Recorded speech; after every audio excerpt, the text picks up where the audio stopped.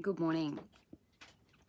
My name is Elle and I am a resilience coach, a healer and a performance and transformational expert. And today I'm going to be talking briefly, a little high impact power live on healing your relationship with self in order to create more of a soulful, sustainable kind of success.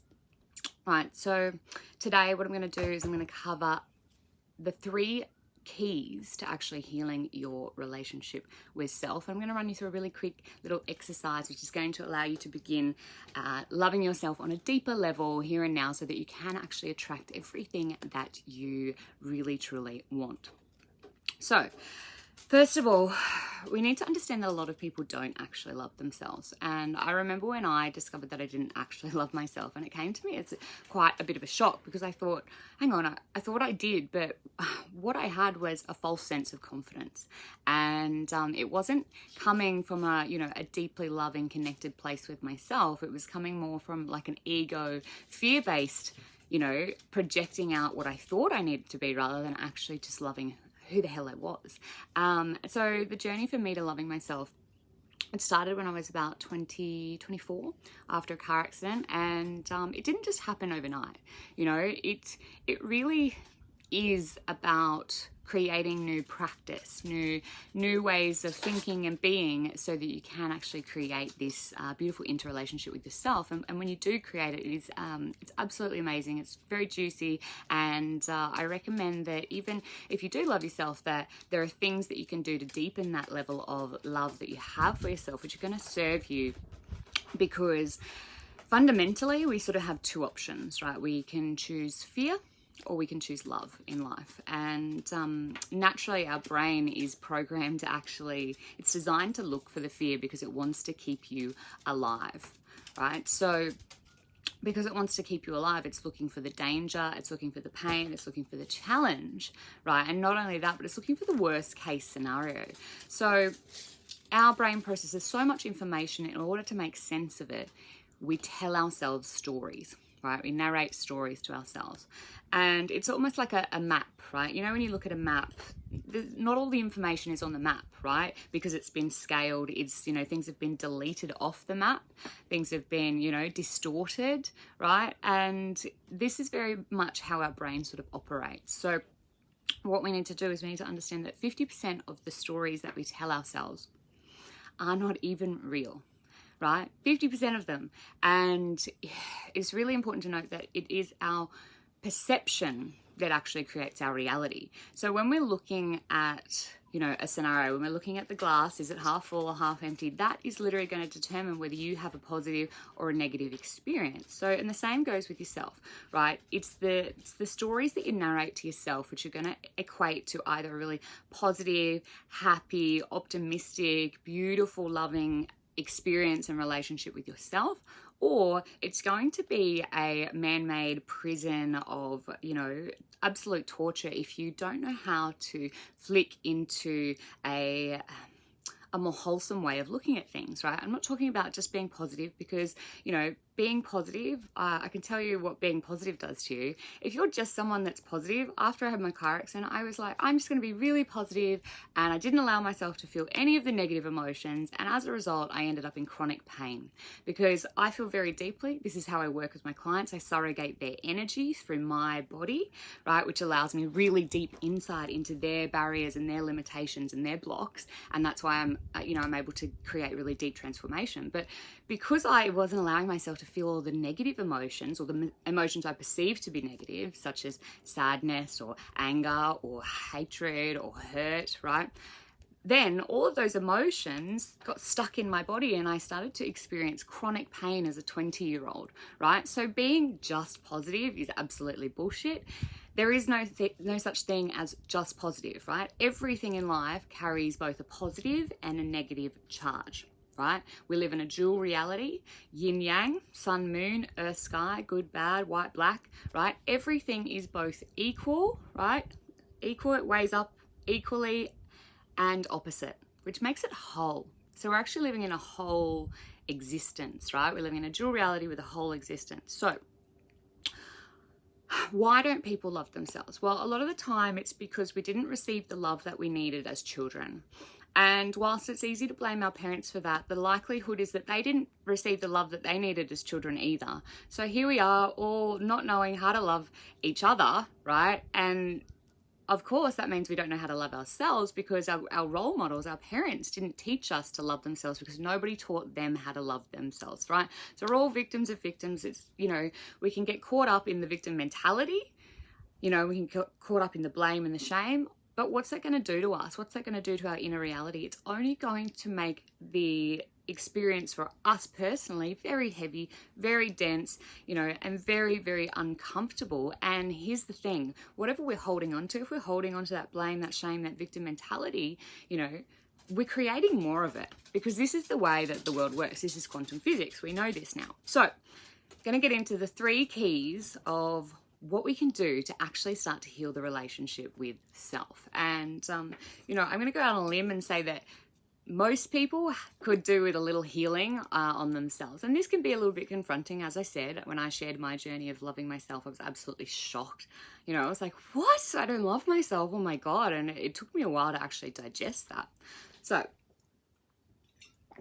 3 keys to healing, beginning to heal the relationship with self. And even if you've got a good relationship with self, listen to this, because it is really valuable. So the first thing is, how do you treat yourself? How do you treat yourself, right? Because I know that you're probably an amazing friend and you treat your friends with, you know, utmost respect, and you treat people really, really well. But like, when it comes down to it, how do you treat yourself?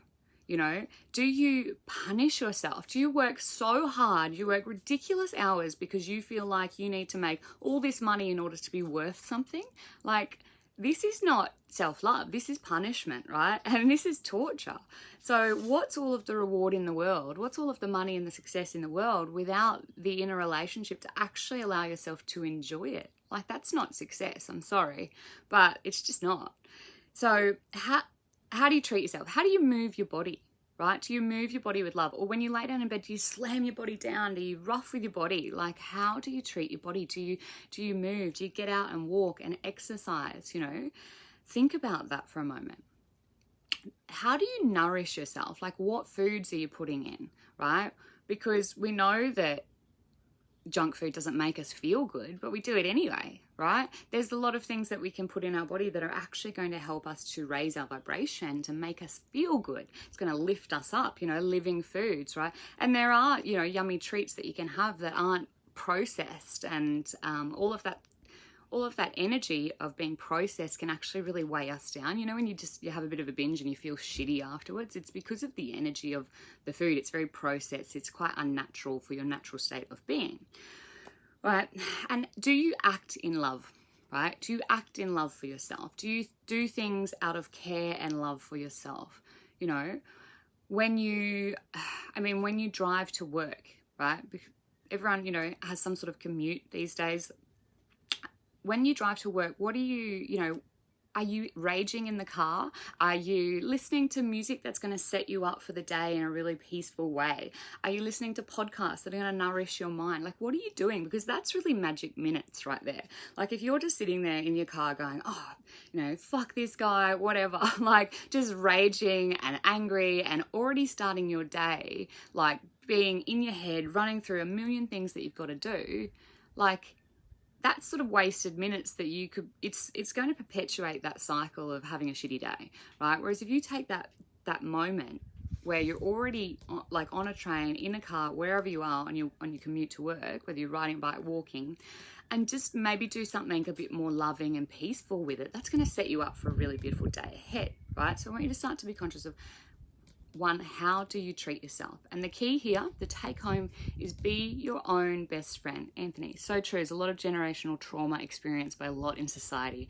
Gratefully working through this. Amazing, Anthony. It's so true. You know, a lot of it's passed down. It's passed So, you know, if you believe in past lives, then that's great. If you don't, that's fine. But either way, a lot of it is ancestral. So it's passed down through our lineage. There's trauma that's passed down. You know, when you are a baby, you are living in your mother's womb, right? You are a part of her. So any trauma that she's experienced becomes imprinted because it becomes part of the DNA. If it's not cleared out, the emotions of trauma are not cleared out, it becomes part of your DNA.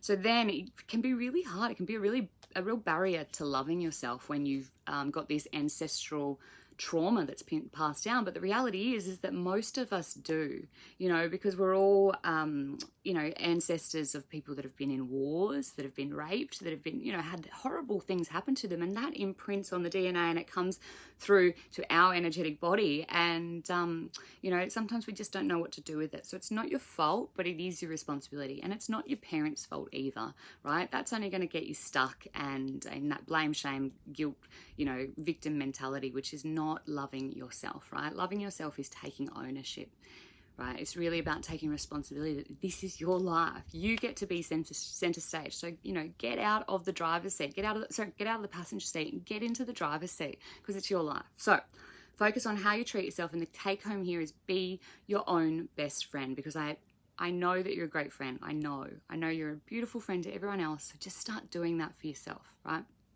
Key 2.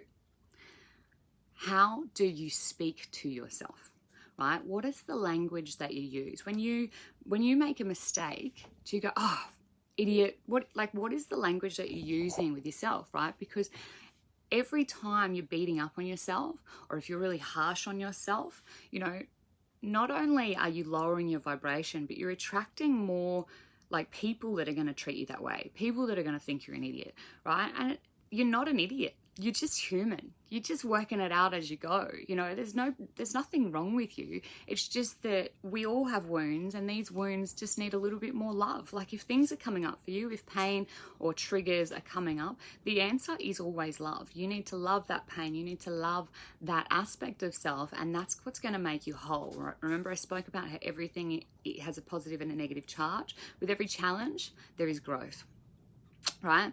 With every good, there's a bad. Right? But with every bad, there's a good, right? Which means that it's actually whole and neutral. So sometimes taking a step back and going, you know what? It's okay. Okay is a really nice neutral state of being. It's okay. You know, I made a mistake. It's okay. I can grow from this. I can learn from this. At least I made it now, not further down the track, right? And, you know, eventually, like if I just take the time to learn from this, then I'm going to be better off, right? It's okay. When you make mistakes, it's okay. So how do you speak to yourself? The language that you use, think about that. And yeah, really learning to be your own best friend is the massive take home from today's session. So I want you to observe the language. Is your language negative text? So is it, I can't, I won't, oh, I shouldn't, right? Do you allow yourself to have good experiences? So this is my third point, is do you allow yourself to feel good, right? When you're sitting down and relaxing, right? Are you like, oh shit, I should be doing this, right? Or are you actually allowing yourself to relax? Because relaxation is one of the keys to health. 4 pillars of health are sleep, movement, diet, and relaxation, right? Actively allowing your body, your nervous system, your stress hormones just to settle, because when we're running off stress hormones, we're actually just going to manifest more drama, more roadblocks, hypervigilance, what's going to go wrong next. And that's not loving ourselves. That's not a great existence. And if that is you, then reach out to me, because I've been there after my car accident. So we need to deactivate the stress switch and get you back into a place of equilibrium, harmony, and love for yourself. So do you allow yourself to feel joy? Do you allow yourself to feel pleasure, right? Do you allow yourself to relax, to have good times? Think about that. How do you allow yourself to feel? Do you allow yourself to say no? Do you allow yourself to have healthy boundaries? Because having healthy boundaries is simply saying what is okay and what's not okay. And when we're not loving ourselves, then we don't know what's okay and what's not, right? Because we're not living our own existence. We're living someone else's, and someone else is dictating to us what is okay and what's not okay. And that's not love for ourselves, right? So think about where you can say no and have more self-discipline, and avoid temptation, say no to others in order as an act of actually loving yourself, right? And there's no right or wrong, you know, there's absolutely no right or wrong. It's your existence. You're the creator of your life. So just, yeah, learn to have a voice.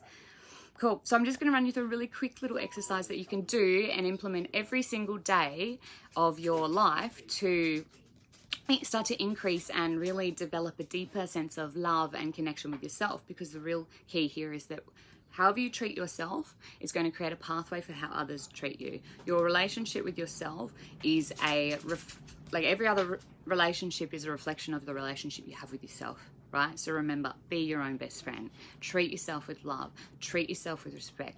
Be a man or a woman of your word to yourself, right?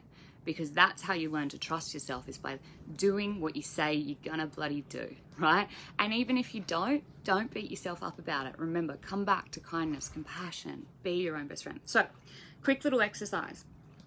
I want you to think about something or someone that you really love, right? Really, really love. And just close your eyes, and maybe it's a pet. Maybe it's, you know, a friend, maybe it's a family member, maybe it's a child. Who do you really, really love? Think about, close your eyes and think about what is it that you love? Who is it that you love? And just close your eyes, and I want you to allow that love to just expand in your body. So thinking about,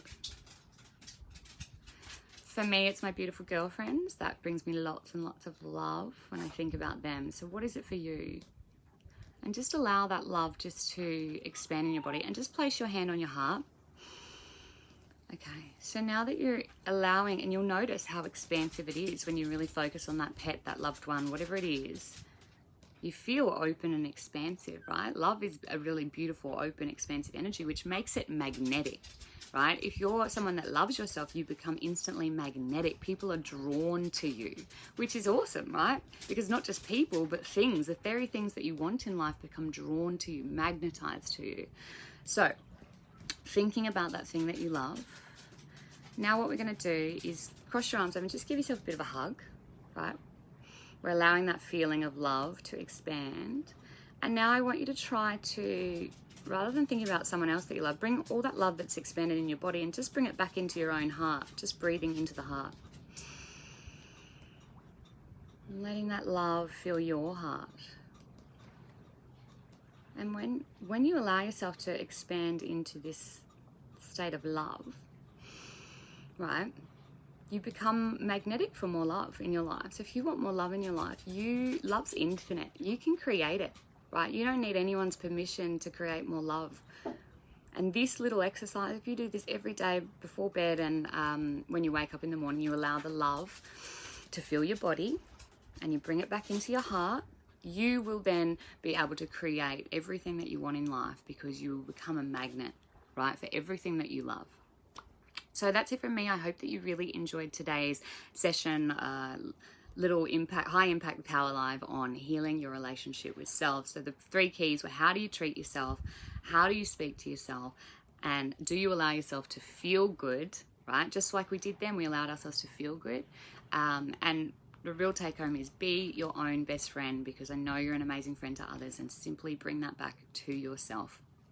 I'm running a 21-day beautiful manifestation makeover. It's all about healing your relationship with self. It's all about regaining your confidence by developing your inner resilience. It's all about, you know, getting into deep soul alignment. What does your soul want? You know, it's not about what do you think you need to do, what job you think you need to do, what partner you think you need to date, you know, how many kids you think you need to have. It's about what does your soul deeply, deeply want. And sometimes we need to get our head out of the way in order to connect with what does our soul want. So this 21-day program is a very deep transformational program that's going to allow you to ascend with grace and ease, and I can't wait to share it with you. If you would like to take a look at that, then drop an emoji and I'll shoot you a copy. That's it from me.